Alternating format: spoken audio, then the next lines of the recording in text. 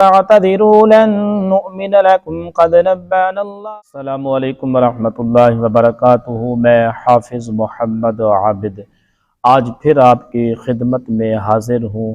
الحمدللہ ثم الحمدللہ، آج 8واں روزہ ہے، تو روح زمین پر قرآن کی صدا بلند ہو رہی ہے، تو آج ہم بھی قرآن پاک کی صدا بلند کرتے ہیں۔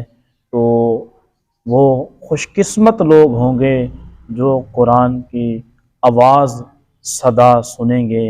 تو ہم آج ایک رکوع کی، آج 11واں پارہ جو روح زمین پر پڑھا جائے گا، تو آپ ایک رکوع کی تلاوت کرتے ہیں، آپ بھی سماعت کیجئے۔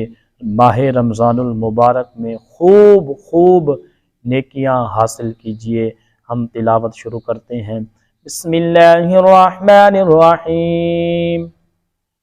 یعتذرون الیکم اذا رجعتم الیہم قل لا تعتذروا لن نؤمن لکم قد نبأنا اللہ من اخبارکم وسيرى الله عملكم ورسوله ثم تردون إلى عالم الغيب والشهادة فينبئكم بما كنتم تعملون سيحلفون بالله لكم إذا انقلبتم إليهم لتعرضوا عنهم فاعرضوا عنهم إنهم رجس ومأواهم جهنم جزاء بما كانوا يكسبون يحلفون لكم لترضوا عنهم فإن ترضوا عنهم فإن الله لا يرضى عن القوم الفاسقين الأعراب أشد كفرا ونفاقا وأجدر ألا يعلموا حدود ما أنزل الله على رسوله والله عليم حكيم ومن الأعراب من يتخذ ما ينفق مغرما ويتربص بكم الدوائر عليهم دائرة السوء والله سميع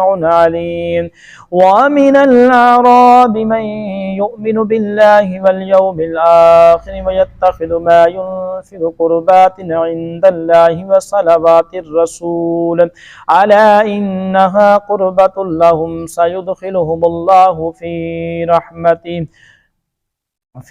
رحمته إن الله غفور رحيم۔ ہمارے چینل کو سبسکرائب ضرور کریں اور محبت کے ساتھ سنیں۔